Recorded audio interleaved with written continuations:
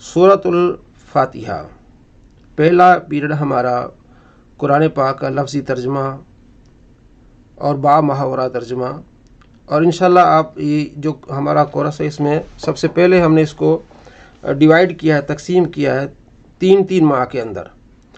پہلے 3 ماہ میں ہم نے 3 سپارے مکمل کرنے ہیں انشاءاللہ، اور اس میں صرف باہی علم و صرف، نحو میں نحو میر، تو اور عربی ادب میں انشاءاللہ عربیہ۔ تو ان کو پڑھنے کے بعد انشاءاللہ آپ کو 3 مہینے کے اندر آپ کو فرق محسوس ہوگا۔ جب آپ قرآن پاک پڑھیں گے آپ کو لفظی معنی آنا شروع ہو جائے گا، با محاورہ معنی آنا شروع ہو جائے گا، قرآن پاک کے الفاظ جو ہیں ان کو آپ کو پڑھنا آسان ہو جائے گا۔ سب سے پہلے یہ دیکھیں سورۃ الفاتحہ، اس کو سورہ شفا بھی کہتے ہیں، اور نبی صلی اللہ تعالیٰ علیہ وآلہ وسلم کے صحابہ کرام علیہ رضوان، مسلم شریف میں حدیث ہے کہ آپ صلی اللہ تعالیٰ علیہ وآلہ وسلم کے صحابہ ایک سفر میں تھے، سورہ فاتحہ کی فضیلت میں کہ سفر میں تھے تو جس بستی سے گزر رہے تھے تو ان بستی والوں نے ان کو کچھ نہیں کھلایا پلایا، تو ان کو بڑا دکھ ہوا۔ اگلے دن بستی والوں کا ایک شخص آیا کہ ہمارے سردار کو بچھو نے کاٹ لیا ہے، اگر آپ میں سے کوئی دم کرتا ہے تو اس پر دم کرے۔ تو ایک صحابی نے کہا کہ ہم فری میں دم نہیں کریں گے، آپ نے تو مہمان نوازی نہیں کی۔ مختلف روایات، مسلم کی مختلف روایات کو ملا کے اس میں سے جو ہمیں ملتا وہ یہ ہے کہ انہوں نے کہا جی ہم آپ کو 30 بکریاں دیں گے۔ انہوں نے کہا ٹھیک ہے۔ حضرت ابو سعید خدری رضی اللہ تعالیٰ عنہ اس حدیث کے راوی ہیں، وہ گئے، انہوں نے اس پر پڑھا، اور ایسے جیسے ایک بندھا ہوا شخص ہوتا ہے اس کی رسیاں کھول دیں اور بھاگنے لگ جائے، اسی طرح بالکل کچھ پڑھنے سے وہ ٹھیک ہو گیا۔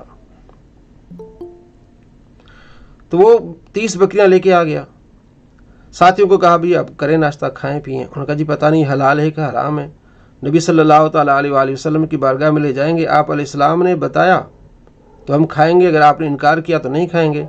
مدینے پہنچے، صحابہ نے جا کے آپ علیہ السلام کی بارگاہ میں یہ سارا واقعہ سنایا۔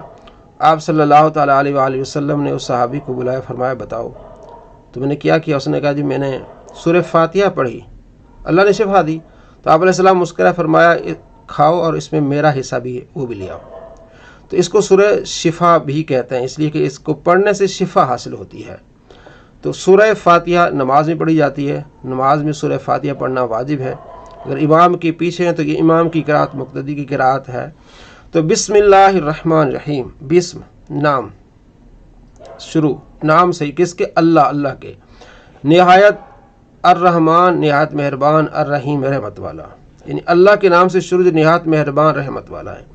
الحمدللہ، الحمد آگے ہم پڑھیں گے انشاءاللہ۔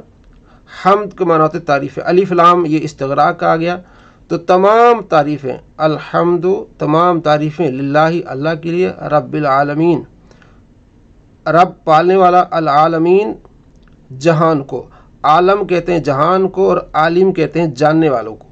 تو آپ کو یہ آگے معلوم ہو جائے گا کہ عربی میں زبر کو زیر کر دیا جاتا تو معنی بدل جائے گا، زبر کی جگہ اگر زیر پڑھیں گے تو معنی بدل جائے گا۔ تو یہاں عالمین جمع ہے کہ عالمین سارے جہاں کو پالنے والے رب کی تمام تعریفیں ہیں، الرحمن الرحیم جو بہت مہربان رحمت والا ہے، الرحمن بہت مہربان، الرحیم رحمت والا۔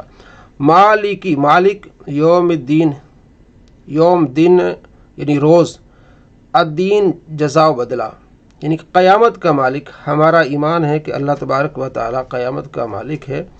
اللہ تبارک و تعالی اس دن میزان لگے گا، جن کے اعمال اچھے ہوں گے وہ کامیابی حاصل کر لیں گے۔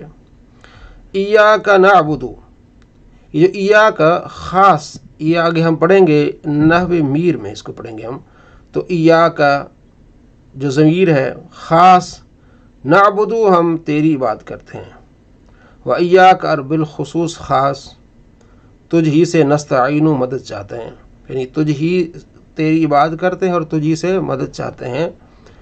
تو اللہ تبارک و تعالی ہی اصل میں مسبب الاسباب ہے، سبب پیدا کرنے والا ہے۔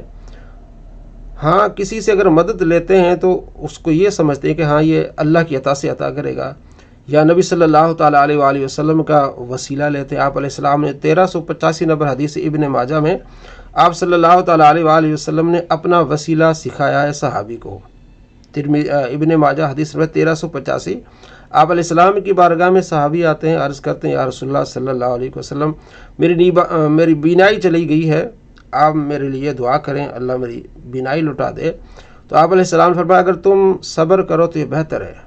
عرض کرنے لگا یا رسول اللہ آپ دعا کیجئے، تو آپ علیہ السلام نے اسے دعا سکھائی جس میں الفاظ ہیں کہ اے محمد میں تیرے وسیلے سے نبی اللہ کی بارگاہ میں دعا کرتا ہوں۔ تو اللہ نے اس کی دعا کو قبول کیا اور اس نے آپ علیہ السلام نے جو طریقہ بتایا کہ جاؤ وضو کرو، 2 نفل پڑھو، اس کے بعد یہ دعا مانگو، اس نے ایسا ہی کیا تو اللہ تبارک و تعالی نے بینائی عطا فرمائی۔ تو آپ علیہ السلام سے وسیلے سے دعا کی۔ تو یہاں تو اللہ فرماتے کہ ہم تیری عبادت کرتے، مطلب یہ کہ وہ جو وسیلہ ہے مانگنا پھر بھی کس سے ہے؟ خدا سے ہے۔ تو اہدنا الصراط المستقیم، ہمیں دکھا، اہدنا ہمیں دکھا یعنی ہمیں چلا، الصراط راستہ، المستقیم سیدھا، ہمیں سیدھے راستے پر چلا۔ ہم نماز پڑھتے ہیں تو ہم دعا کر رہے ہوتے ہیں تو ہمیں سیدھے راستے پر چلا۔ کن کا راستہ؟ صراط راستہ، الذین، اب یہ ہم آگے انشاءاللہ لغت میں ہمیں یہ نحو میر میں ہمیں پتہ چل جائے گا۔ قرآن پاک میں کئی جگہوں پر بار بار الذین آیا ہے، ان لوگوں کو، یعنی الذین فاعل بنے گا، مفعول بنے گا، تو بعض اوقات فاعل بنتا ہے، بعض اوقات مفعول بنتا ہے، بعض مضاف الیہ بنتا ہے۔ تو یہ ساری بحثیں آگے آئیں گی، فاعل کسے کہتے ہیں، مفعول کہتے ہیں، مضاف الیہ کہتے ہیں۔ صراط راستہ، الذین ان لوگوں کا، انعمت علیہم جن پر تو نے انعام کیا، انعمت یعنی واحد مذکر حاضر کا صیغہ ہے۔ یہ بھی ہم سیکھیں گے یہی باتیں کہ ایک صیغے کو ہم سمجھ سکیں تو ہم آگے پورے قرآن پاک کو جب وہ لفظ آئے تو آسانی سے ہم سمجھ سکیں۔ صراط الذین، صراط راستہ ان کا جن پر تو نے انعام کیا، علیہم جن پر تو نے انعام کیا۔ یہ بڑی اہم چیز ہے، میں بار بار نحو میر کا ذکر کروں گا کہ علی، علینا، علیہم، علی الہدا، یہ ساری ہمیں اس کتاب جو نحو میر ہے اس میں یہ سارا پتہ چل جائے گا، اور یہ 3 مہینوں کے اندر انشاءاللہ ہمیں پتہ چل جائے گا کہ ان کے معنی کیا ہے۔ غیر المغضوب، غیر نہ، المغضوب جن پر غضب ہوا یعنی جن پر غضب کیا گیا، ان کا راستہ نہیں۔